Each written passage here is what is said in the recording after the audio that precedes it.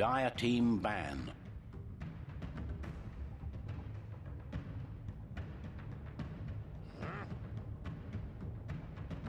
Radiant team ban.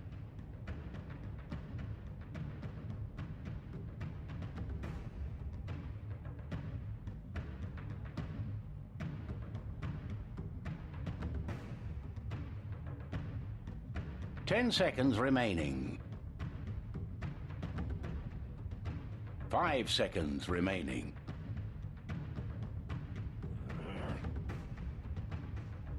Dire team ban.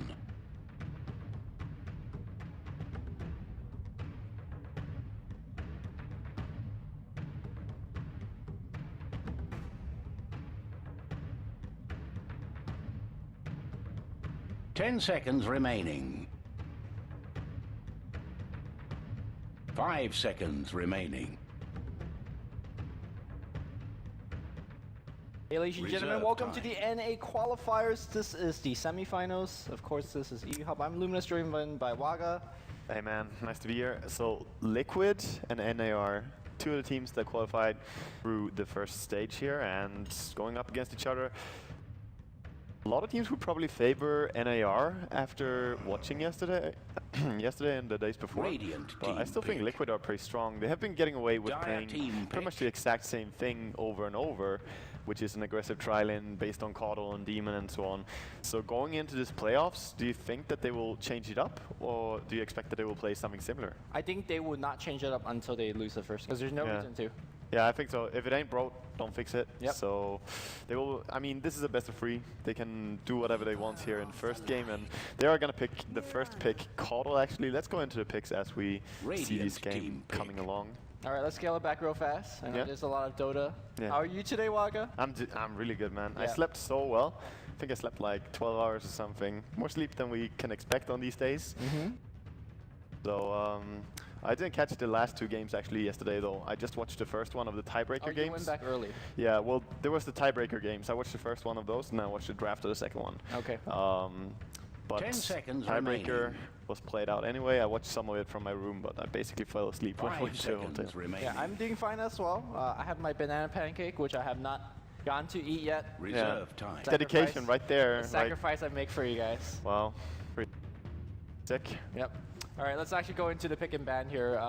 Trialing, offensive trialing is exactly what we see.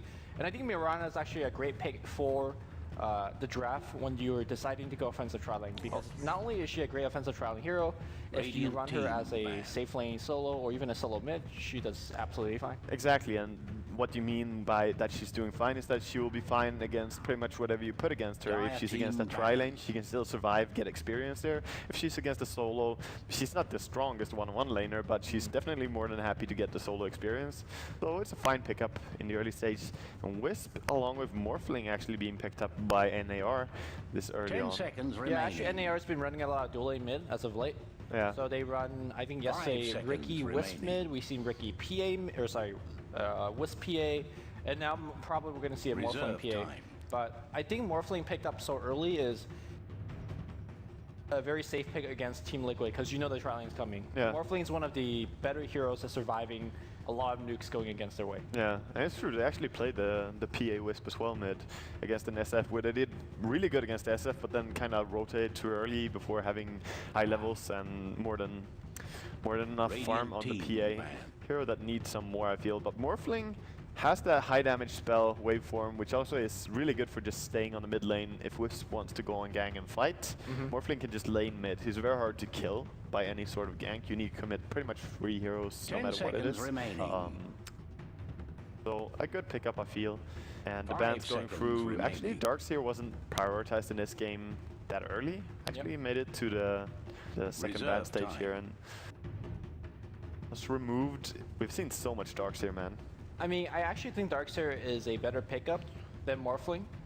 We just talked about how Morphling, how good it is, but Morphling fits this draft so well. I don't think actually Morphling will get banned out, to be completely honest. So exactly. I am surprised that They pick it up slowly, but it just backs to the point where Morphling fits this draft so well. They know what Team Liquid wants to do, and they know what they need to kind of get into that. Exactly. It could be the fact that they don't want to have Darkseer against a tri-lane or even Darkseer against a one-on-one lane, but they want to have something different, and that's why they don't feel like going for the Darkseer, and then it's better, of course, to just remove it from Liquid as well. And as we were on to earlier, Liquid having played pretty much the same thing the entire of the 10 games. 5 seconds remaining. And that was not really based on a Darkseer or anything like that. It was just the aggressive tri-lane being strong and then having a nice solo mid for Koikwa so that he won't get ganked really. And we will see them probably do something similar. Shadow Fiend has been one of their heroes for Koikwa that he has played a lot. I don't know how many of the games, but at least seen 3 games we played it. It's probably been more. Sorry, I had just no idea what you said. No, that's fine. I just think that with the aggressive tri-lane that Liquid run, they get away with picking something like the Shadow Fiend for mid because you pin down the enemy supports, they can't come in and gank. Yeah, Shadow Fiend is a great hero mid for that reason. But then with the Wisp here and Morphling, a Wisp Morphling dual lane mid against Shadow Fiend can completely shut down his farming, to be honest, in the beginning. Because he can't even come up and get those few last hits, which he will do against any solo mid hero. Shadow Fiend is pretty fine, but when you're bringing more heroes like Wisp coming there and harassing him, it gets harder. Okay, so on your point about the dueling mid, yesterday what Sneaky Nyx Assassin did against that is they had a jungle Enchantress, and it was actually one of the most effective Enchantress I've seen in the qualifiers, played by Fluff and stuff. He basically just kept ganking mid. Even though he didn't really get kills, it allowed the Shadow Fiend to come out even in lane. Yeah, and I think if your Shadow Fiend can come out even against a dual lane mid, that's already a victory in itself. Yeah, and on level 5, level 7, he will pretty much be the winner of the lane, because then he has his high level race, and he's a really good Enchantress player actually in my opinion, so not surprised that he had such a big impact in that game. But that's also, Enchantress can be played in several ways, right? If you need to, you can shut down mid lane so hard. Else you can farm up and just pretty much send one creep once to like throw a tornado or something. And looking at this, the Wraith King, I think it fits really well for Liquid and their style of play. And that could even be, like the heroes they have there could even be the tri-lane, to be honest. I imagine it is going to be a tri-lane, most likely as a support so far. But if the draft really goes in a kind of an unpredictable turn, we might see like a Wraith King carry. 10 seconds remaining. We've seen how effective yesterday. I think it was Way2 that's been played. Yeah, Way2. Yeah. Actually, before we talk more about the draft, if you want to single out a player for each team, I guess the players or the viewers at home that haven't been watching the qualifier closely, who are the best players on this team? Oh, that's tough. I would probably say for Liquid, Oba or Koikwa to me, but yeah, Koikwa is a really good player. I think he's solid. Okay, so he's going to be playing TA mid today, and I'm sure you're going to have a lot to say about individual skill build and item choices, but just straight up the matchup against a Wisp and a Morphling, she should do okay, right? Dual lanes are dangerous though. I mean, she should do okay against a Morphling, that's like one lane, and she does even better against a Puck. That's also a lane where, unless the Puck is really amazing at lane controlling, you will also win. But bringing in the Wisp, he has his Guardian Spirits, so he can really break through your shields, your refractions fast. I don't know. You don't really do that fine against a Wisp Morphling dual lane. If they control the lane nicely and deny a lot, you will be a sad TA. Okay, so yesterday we saw the Wisp Ricky. It was a game that cast by myself and I Die. Yeah. And I think you guys were watching upstairs as well. Yeah, we were watching. It was a Wisp Ricky versus a TA. Yeah. And the TA actually did fine there. Now, obviously, Morphling being a range hero gets him a better harass, but not by much. No. So I think it is up to the Templar Assassin. It is a very hard lane for her, but if she plays well enough, she's actually going to be okay. Oh, that's a very high pressure hero though coming in as well. So when you already have a dual lane, most likely on mid lane by Wisp and Morphling, but now with the Enchantress, they could even put the Puck mid and help out with Eng, and that's enough against the TA, to be honest. Okay. Because 10 seconds they don't really need to commit 3 heroes mid against the TA necessarily. And Puck plus some Enchantress creeps, that can definitely be an issue. So if you're suggesting Puck and Enchantress going mid, well, Enchantress in the jungle, but Puck mid, then you're essentially sacrificing the Wisp and Morphling, right? Because they really can't stand up to the potential trialing of a Keeper, Wraith King, and Mirana.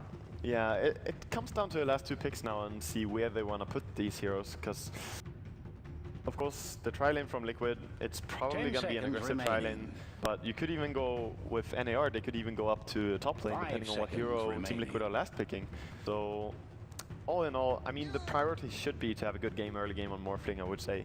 Puck, sure, his Blink Dagger is key, but in this game, looking at the heroes that they have in both teams, there's not a huge amount of AoE follow-up for the Puck. So if you're blinking, catch the enemy with Coil, what's really gonna follow up? So far, Morphling Waveform? Yeah.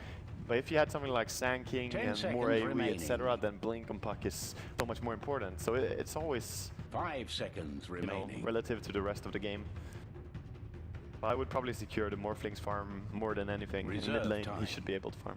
I think Morphling will get farmed this game if he is not in that tri lane, which, you know, again, depends on the draft. Also, like you mentioned, they really need a little bit more damage because Enchantress, not exactly the best damage dealer in the mid game. Impetus does go through armor, but against Wraith King, who doesn't really care.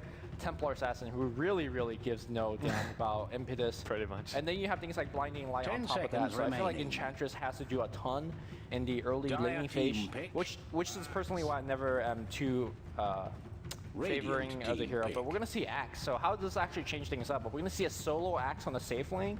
Or are we going to see an offensive trialing of Keeper, Wraith King, and Axe? I expect it's going to be a solo Axe looking at things, to be honest. I mean, they could go for an Axe on a tri lane if they want to, and then just play out with Wraith King, Caudal Axe lane, or even Axe, Mirana, Keeper, but it's like... I think they want to have Axe on a solo lane. I really believe that's the choice. Because he can go up against a Wisp Morphling lane and actually do fine. So if they send Wisp, yeah, I think so. Because on the first, level, he can't really be killed. He can walk in, the creeps will die to his spins. Sure. And both of these heroes, Wisp and Morphling, they have to get pretty close to deal any damage to you. I don't think that they straight out win against this. Centaur last pick. How times have changed from the last patch to now. Pretty much, and he's still one of the more successful heroes in this patch, to be honest. He's one of the highest success rates heroes, but just the priority has shifted a little bit, or a lot, I should say, for this qualifier. And well, this definitely solidifies the position a little bit more. Korok playing that Puck, I don't know. It's up to NAR how they want to do this, but I don't think they will put anything on the top lane. That should just be Centaur. So now is the question whether they want to have the Puck on bottom or Puck mid. I would probably just send Puck bottom in this scenario. Yeah, I think Puck bottom to essentially sacrifice the Puck. Yeah, let him leech experience if he can. 10 seconds remaining. I mean, between Phase as well as Orb should be able to survive. I think Centaur matches up decently against Axe as well as Mirana. Better Mirana than Axe, obviously. But we'll see. Koifa most likely going mid, but we will have to see as well. And we're into game number 1. This is the North American qualifiers. We are in the semifinals. First of the semifinals. The second one will be Sneaky Nyx Assassin versus Gaming. Good luck. Have fun. I think so. But first we have to get through this entire best of 3. So whose draft do you like better? Well, there's a TA on one of the teams. I mean, I'm ridiculously biased in which draft I like better. I also have seen Liquid's potential with their drafts. They're similar to his style, so I would say Liquid. All right, so we have TC playing that Mirana, Koifa on the Templar Assassin that you like so much, Pegasus or Demon playing Keeper of Light, and they're running straight up the hill here. This is fairly dangerous, way too sexy handling that Wraith King. Last but not least, Boba playing one of his favorite heroes on that Axe, way too leading the charge on the bottom lane. And just having such a tanky strength hero charging into the enemy jungle, they will be able to get off a couple wards. And that's going to be vital against NAR's Enchantress. Oh yeah, this is really important. They can pretty much shut down all the big camps here. He's going to do so. So both the big camps are blocked, and there are sentries on 1437, but he will probably miss the first spawn now, unless he's really fast at going there. And of course, he still hasn't really seen too much, so just taking it easy. I think what he wants to do is actually just go up in the enemy jungle. Yeah. I mean, I think killing the Axe on the top lane in that 2v1 engagement would be probably the priority, but let's quickly introduce NAR as well. We have 1437 handling that Enchantress. Going up top is the Drafter, the Captain, and the offlaner is Brax playing that Centaur. On the mid lane, as expected, we're going to see Fog on Wisp, Snake King playing that Morphling, and finally we have Korok, which normally they're kind of core player. He's playing the safe lane, but this time he's going to have a very, very tough assignment on the Puck against the enemy trialing. Yeah, that is true. Wisp actually dewarding the big camp here, so they have the option of getting their own camp, but Enchantress is just looking at Demon here in his enemy jungle. So he's gonna go and take the troll maybe, and then Demon can't really fight against that. Well, Demon is gonna charge a Lume at the very least. He's gonna get ensnared. I don't think he's gonna die here. Yeah, there's a tango up. He should be fine, but I think having him being annoying to that Enchantress is a vital part in terms of keeping TA safe, as well as keeping Axe alive on the respective lanes. Yeah, so far TA actually doing really fine. She has 4 last hits and out of 5 creeps that have died, so they're not really stopping him. And Koikwa is, as I said, a very solid player. Bottom lane, they're playing a little bit aggressive on the puck, but no way really to kill him. Yeah, Puck's actually doing more damage thanks to the creep aggro.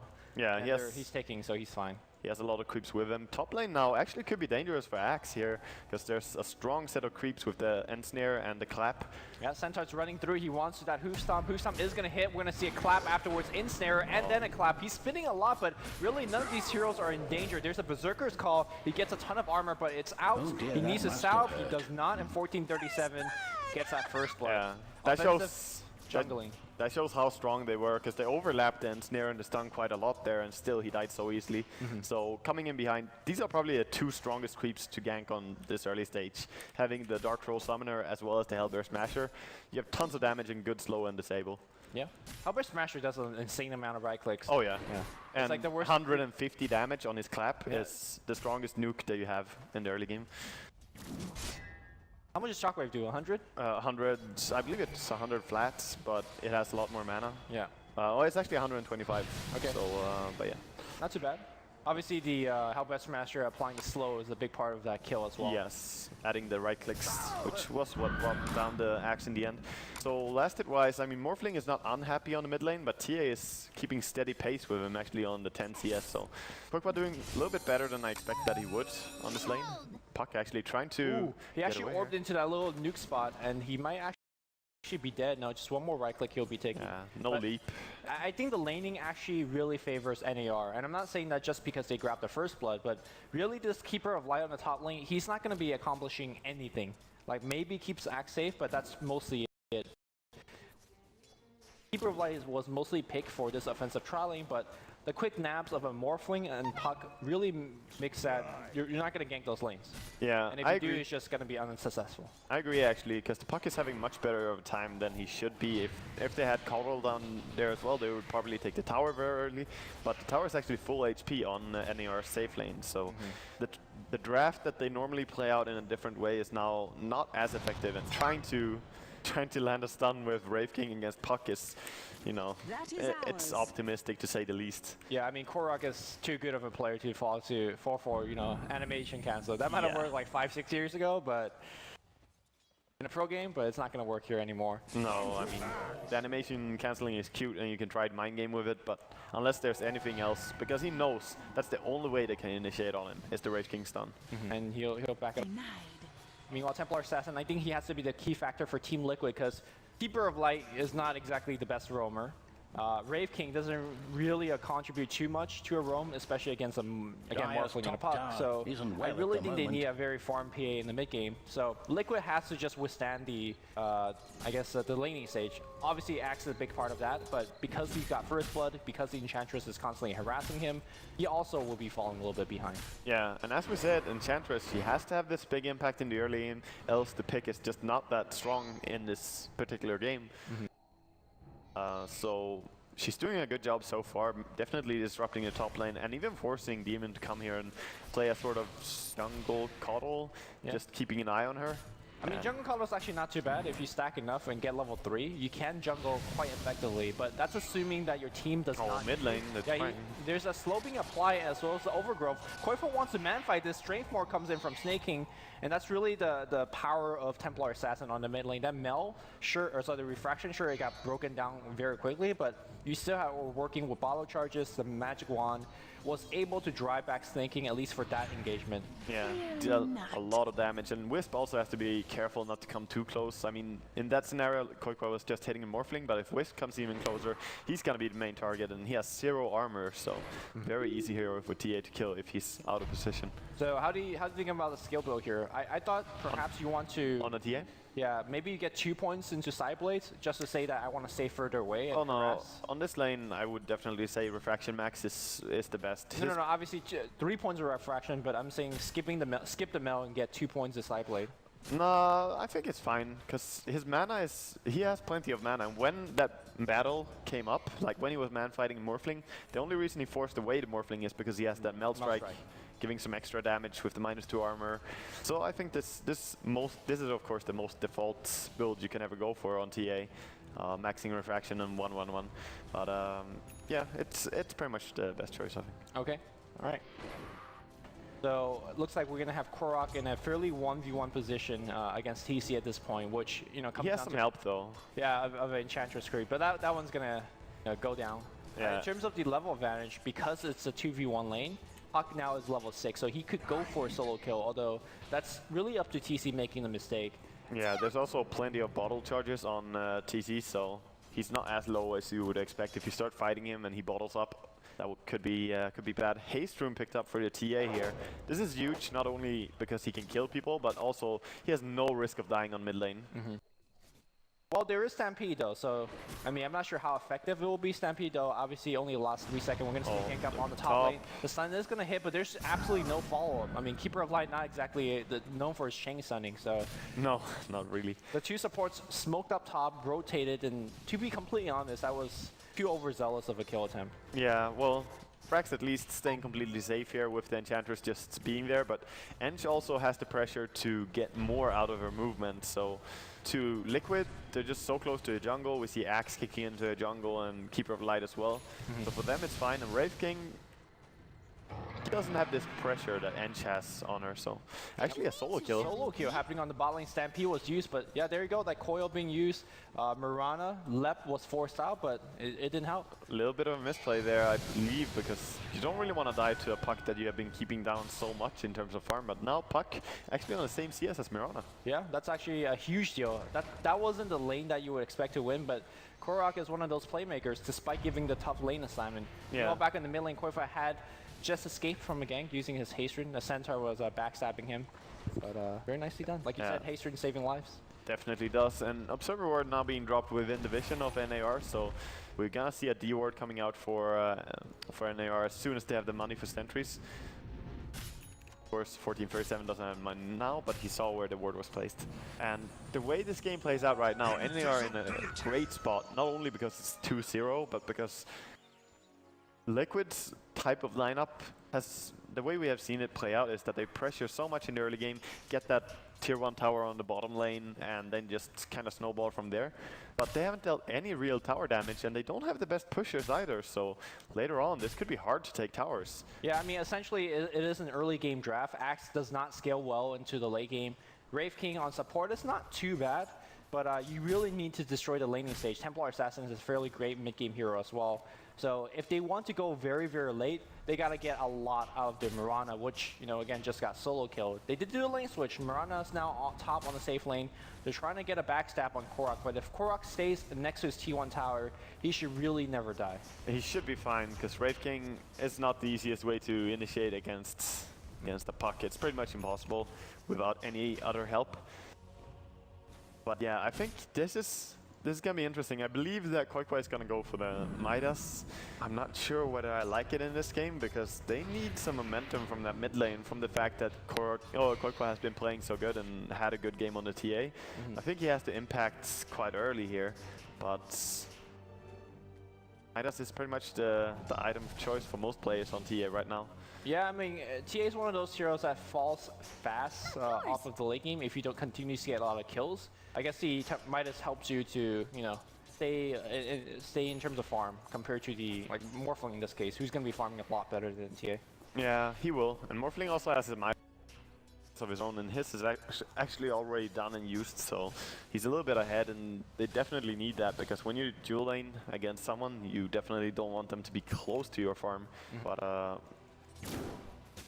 yeah, as much as we try to say here that NAR have a good start, TA having much better game than she should have had, and Mirana, she died once, she's still doing pretty fine, but this kind of comes down to Boba, to be honest. He has to play really good when he gets his Blink Dagger.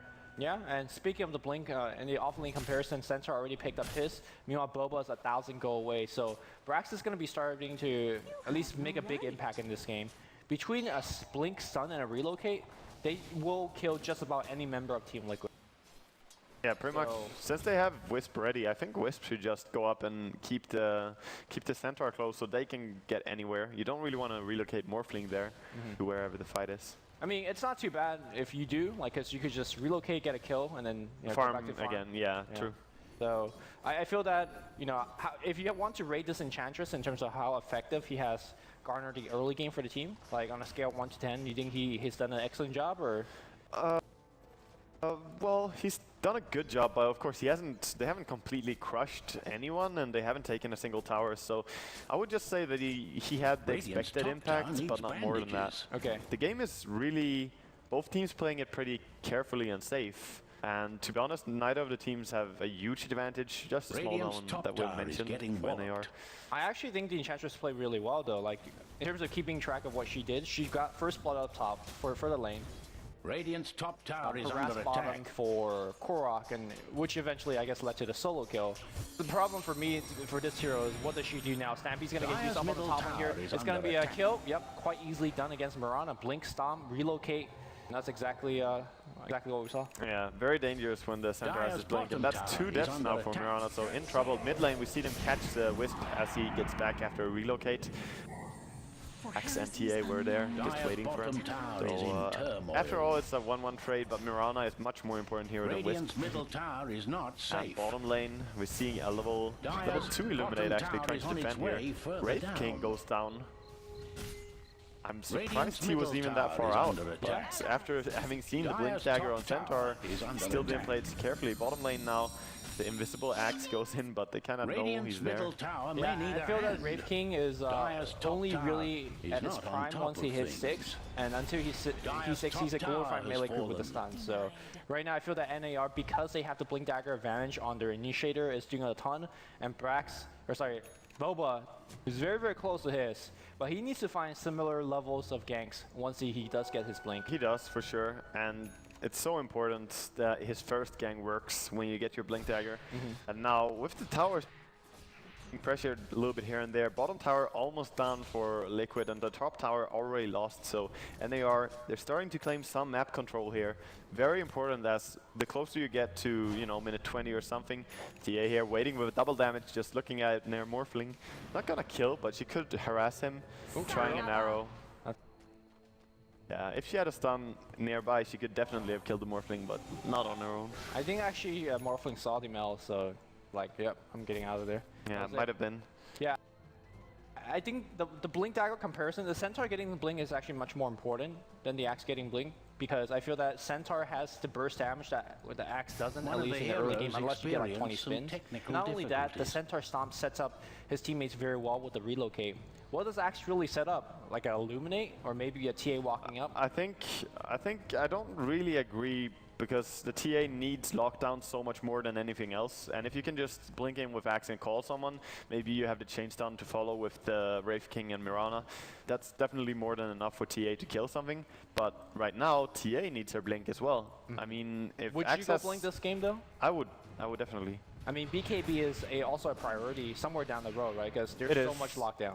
It is a priority, but the thing about TA is that if you don't go, I would just upgrade boots and get blink. Like, probably get blink first and then upgrade boots, but he's gonna go for the power charge first. He does find a haste rune now, but yeah, I would say when you have, the more blink heroes you have in your team, the more important it is that everyone has blink, you know? Yes. Blink gets better when you have more of it. Exactly. That's definitely the case. I guess let me try to rephrase what I think I said earlier about the Centaur. I think it is much easier for NAR to find these initiation thanks to the Centaur blink as opposed to the Axe blink. Axe, if he's blinking in, it's a 3-man gank. Whereas if the Centaur's blinking in, it could essentially be a 1-man initiation into a relocate.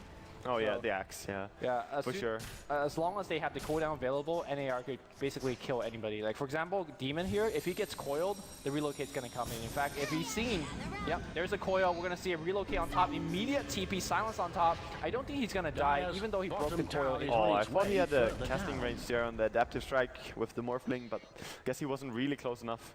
But that's fine. I mean, essentially use your coil for a tier 1 tower, and they're going to get more because they are in position to push this tower. And unfortunately, Keeper of Light is not in position to defend this. And this is where Mirana really struggles. Moonlight Shadow is going to get used, scaled it up by a Centaur creep. Do they have detection available? There's also Blink on Axe if he wants to initiate. They have a sentry on the end. She drops it. There you go. See. Top tower is going to be dropped here by the Templar Assassin. She does still have her haste rune, and she doesn't even have TP on her, to be honest. So maybe they will just go down here on bottom. Yeah, nice fight here by Mirana, though, preventing that push. But still, I think the victory is already had by NAR. Looking to relocate, so the Blink Stomp is all they need, but of course Koifa with that haste rune should be fine. Yeah, he should be perfectly fine, but that was a nice trade again for NAR. Sure, they lost their top tower, and sure, the bottom tower, tier 2 tower, was denied. But even so, this opens up the map even more, and it's especially important against the Dire to get rid of those towers down near to Roche Pit, because else the Dire has a huge advantage when it comes to Roshan's positioning. Alright, so Blink Dagger Gold on Koifa, you think he just picks it up here, or are we going to see a Drums or maybe even a Yasha? I don't even know what he's going to do, man, to be honest, but I would say Blink Dagger is going to work out really well for him if he wants to go for that path, because he can then combo up with his team and play more aggressively. He does buy up damage. Yeah, he's gonna go for BKB or Desolator. Is in the wrong end of business. Like the Mithril Hammer first. Yeah. So not gonna go for a Blink yet, but I talked to Sing Sing yesterday about this a little bit, and he said something that's very true about TA. You're not that strong until you have at least 2 items. I mean, you want Blink BKB or Blink Desolator. When you have 2 of the items, then you can really just slay someone else. You blink in and you kind of get stunned. Is under fire. Or controlled by the enemy team. I guess that's more so like in a more like a team fight engagement, right? Yes. She definitely could walk down the river, see a support, and kill her by himself. Oh yes, for sure. So speaking of the supports, Wei2 just lost his reincarnation off of gank on the mid lane. Won't have it for a long time. This is going to be the smoke for the gank for Team Liquid. I don't think they actually been successful in most of these ganks. I mean, they only have 1 kill. Yeah, it's not too successful, and they're also moving a little bit weird across the map. They don't really have high efficiency right now. Looking at where the heroes are, we have 2 heroes farming up a lot for NAR, while the 3 heroes are sitting mid. And on Liquid, they have 4 heroes just camping around mid and hoping for a kill to happen. So Axe gonna go. Oh, he doesn't go on the Puck. Could maybe have caught that. But of course, Puck is not the funniest hero to jump in on. I just think that NAR's heroes, or at least strategy, is much easier to execute compared to what Liquid does. Like, you need to land an arrow, which... I think switching the Coddle was expensive for Liquid. I mean, they didn't get the tower bottom, they didn't really transition afterwards, they didn't have a lot of pressure on the Puck, and as a result, Puck is the 3rd most farmed hero, even though their main goal, right, seems to be winning the offlane. They didn't really. So I think the Enchantress had even more impact in this regard, that she forced Liquid to do something different. Okay, so Korok has that Staff of Wizardry. Are we going to see a Yules, or are we going to see a Dagon coming out?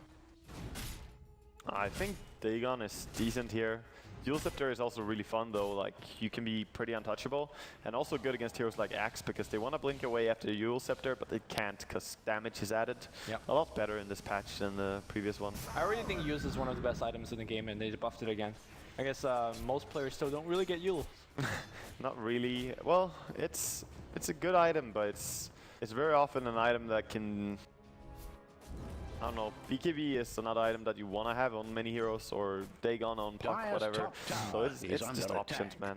Alright, this is going to be perhaps the first gank that actually worked. They will see 1437. He's going to blink forward with the call. Arrow not going to get blocked by easy dunk, and the dunk will allow them to get out. In fact, no, Boba wants to turn back in. Blink Stomp coming in. The second Centaur Stomp. We're going to have relocate through. Boba is absolutely dead. Wow, spinning a lot. The dunk wouldn't have actually done much. No. Meanwhile, on the top lane here, they will get the relocate back in. So that should be the second Wisp kill. There is no tether.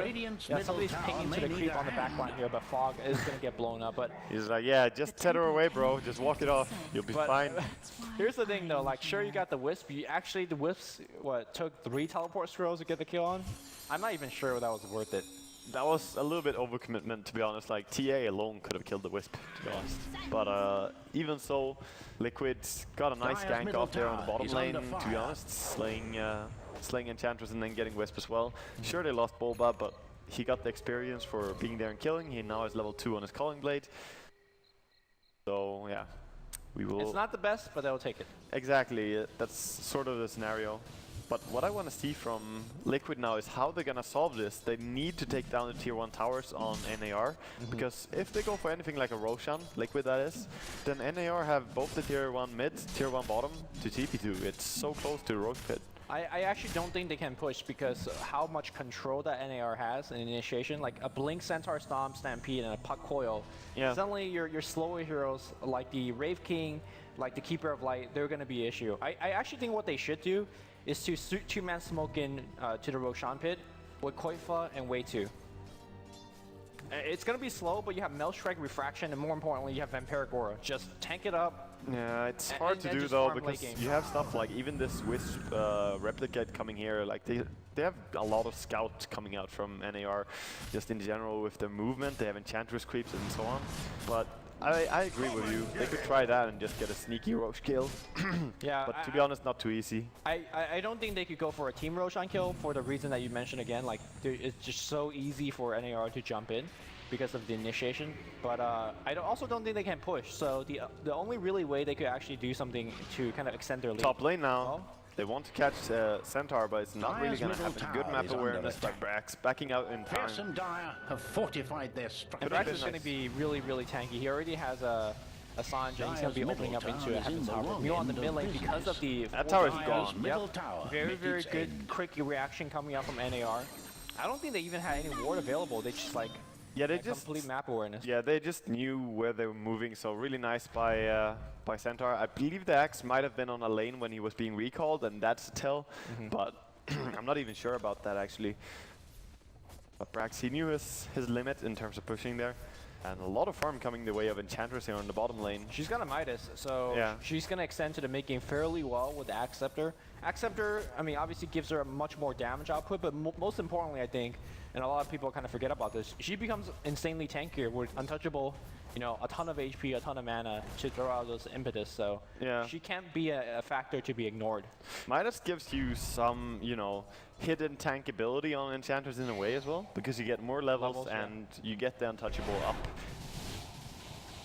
before it's too late, really. And against a hero like TA, Wraith King, and so on, it's quite good to have that level. The Melt Strike takes forever against high-level Enchantress. Yeah. Morphling now, farming up some Ancients here, running his Manta style, and Puck actually went for a Necro Book, so none of the items that we were talking about. And I think this is a great choice this game. Necrobook is good against the invisibility from TA or Mirana, but also an excellent item against both the Axe and the Wraith King. Yeah, it's a perfect fit this game. Meanwhile, Seven Topworks up already on Centaur, so against this BKB-less team, I guess TA does have a BKB, but you took down the Mirana, and essentially the Mirana is just a spell-based carry, and she is just a spell-based carry at this point so far in the game. It's also for that EHP, bro. Getting that evasion. Yeah, sure. Quite good. I just think that Team Liquid has gotten somewhat outdrafted, and as a result, they're forced to play in a very passive manner, which doesn't even necessarily Radiant's favor middle them because the tower is late game under advantage attack. should be in the favor of NAR. It should definitely. So, yeah, I think the Enchantress in this game works out pretty well, because I said he had not biggest impact in the early game, but when you take in consideration in Coddle or top lane, they're trying with the Invis. Yep, they're going to go right into Fog. I think that's going to be an easier kill, but the arrow does hit Snake King, though, gets all of his HP back thanks to the Wisp, and now it's going to be a counter gank. Blink, Raining Rift. We don't see the coil just yet because everybody is invis. There's no detection so far. Snake King waves and misses completely. Pegasus, Demon with a TP out, very nicely done, but on the back line here, it's going to be Brax that picks up a kill against But Milan. meanwhile, Roshan by the TA and Wisp, TA and Wraith. Wisp would be interesting to see there. And there's there's not even a relocate tether right now, so they can't go there and stop it even if they knew about it, and I don't think they have any clue. Yeah, I mean... They should find out. I mean, where's the TA and Rape King when they were fighting, and no one is farming lane, so yeah, they're drawing the line, want to go to a Roche, but it's way too late. Yeah, so even though they actually lost to Mirana in that game... Yeah, they came out ahead. I think they come out ahead, so... But the problem is, you have to come out so much further ahead with this lineup, because Axe doesn't use gold too well. I guess once you get up to Blamel and Acceptor, like that's pretty good because you can still get movement speed. Yeah, but they have in team fights. The bigger part for them is that they have BKB Desolator now on TA, and she's definitely ready for fighting. And she also has the Aegis, so now I think Liquid are more comfortable going into a team fight than they were before. Yeah. Also, if you want to look over the Keeper of Light, he's working on his Acceptor, so there is definitely some turtle power. We won't want to cast or take Team Liquid out of the game just yet. They're losing all their towers though. They're not really taking these fights. I thought that they would be more ready to contest for a tier 2s, but losing 2 tier 2 towers for 1 tier 1 is not really the best trade. Would you say that the previous trade, like the Roshan for the kill up top, maybe it's not just that, because using the time that they were doing and finishing Roshan, NAR was able to push so quickly. They could have fought though. They even had buyback on Mirana. I don't know. I think that was just a weird decision to not fight when they have Aegis, BKB, and Desolator on TA. It's definitely time for them to go, and a little bit too passive to give up all your tier 2 towers. Yeah. Because now NAR are in full control, and they have a Wisp, and they even have an E-Blade now, Morphling. So now it's very intimidating for Liquid. And what they need is, they needed a team fight, and I still think they can win a team fight, but with this much map control being given away, they might not even get it. They might just get split pushed a lot and out-farmed, and then the gank potential, of course, is always there from NAR as well.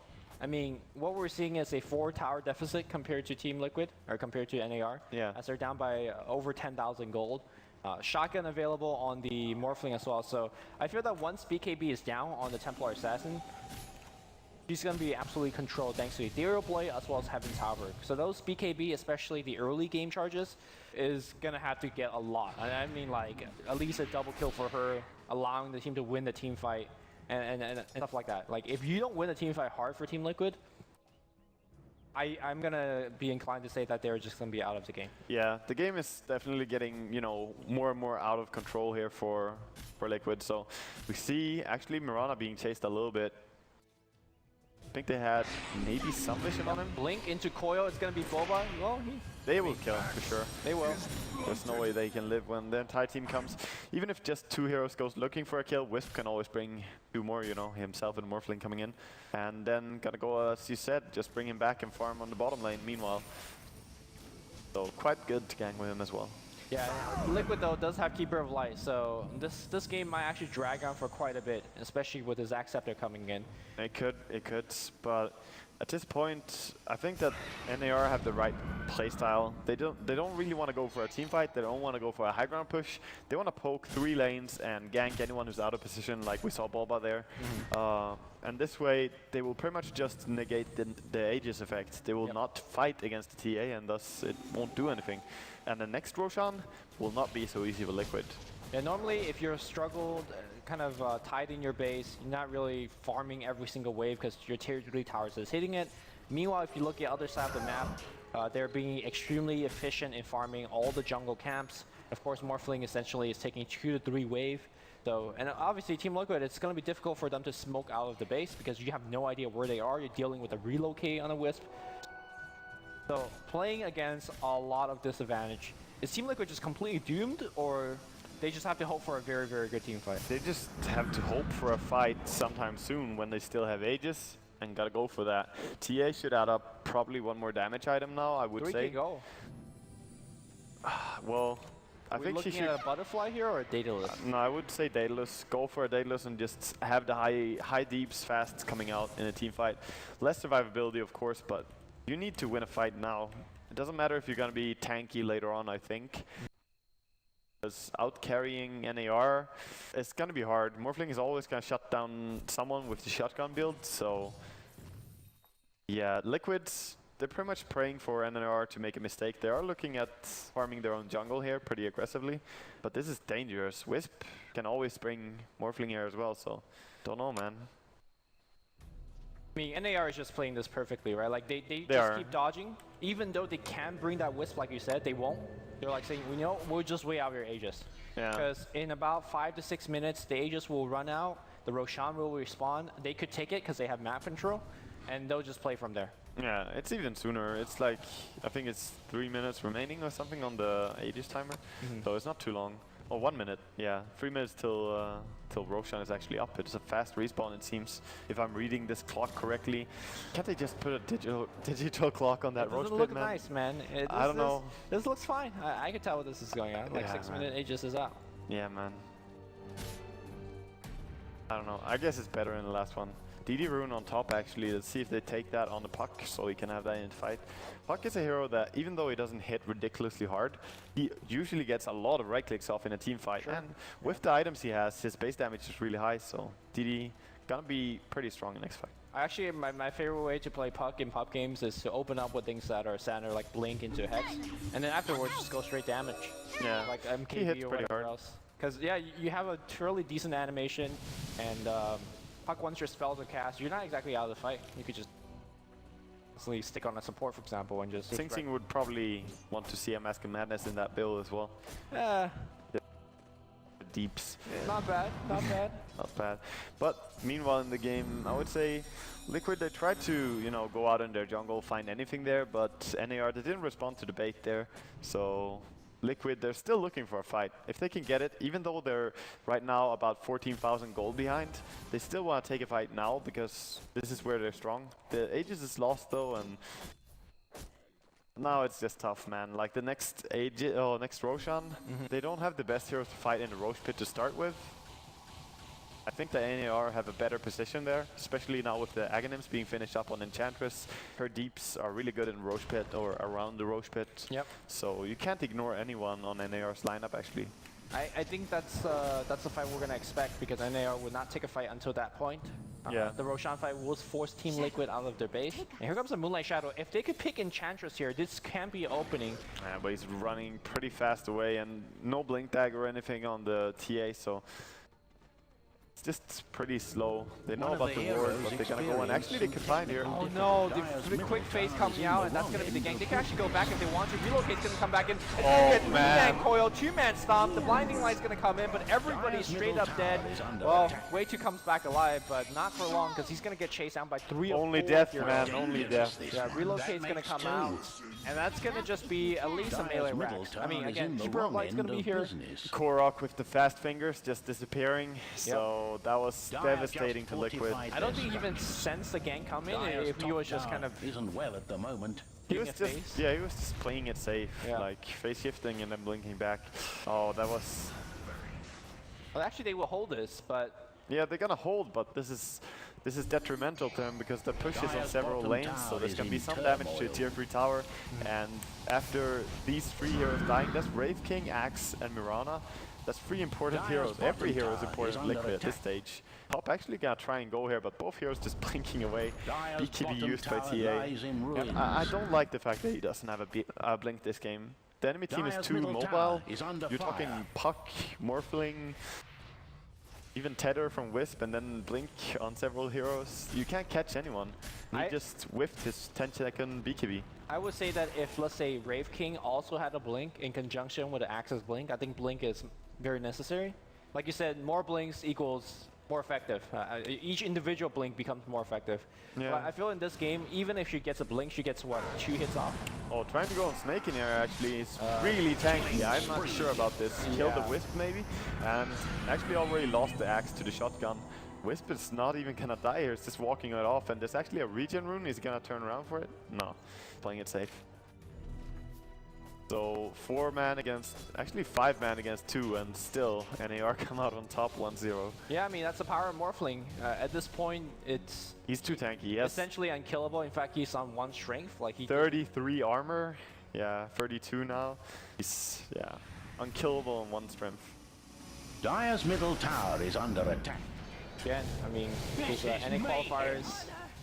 One of the heroes Semi-finals, game number 1 of the best of 3 series. Team Liquid doesn't look good. It's going to be a blink initiation on Koi Pod.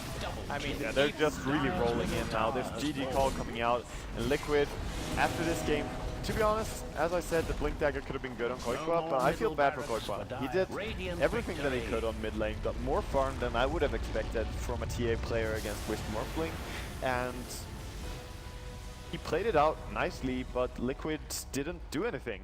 They went with an aggressive tri lane. It ended up not really doing anything at all. Well, it wasn't an aggressive tri lane. Yeah, but they was changed just, it as soon as they had an idea to go aggressive tri lane, but then Caudle couldn't be there because of Enchant.